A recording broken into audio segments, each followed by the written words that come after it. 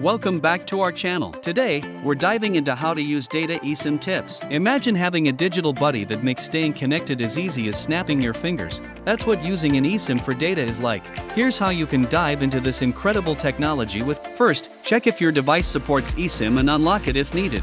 Then, activate your eSIM through your device settings or a carrier app. Once it's activated, you can store multiple profiles on your device. This means you can switch between different carriers or data plans without swapping out a physical SIM card, giving you many options wherever you go.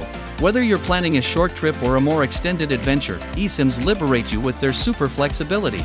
You can choose between limited or unlimited data plans and manage everything directly from your device. When you travel, eSIMs are a game changer. When you arrive at your destination, you can instantly activate a local eSIM plan through your device settings and lets you enjoy local rates and avoid roaming charges. Plus, eSIMs provide excellent security features and easy data monitoring, ensuring you're always in control and protected. With eSIMs, staying connected isn't just about convenience. It's about making your travel and daily life easier and more flexible, one digital adventure at a time.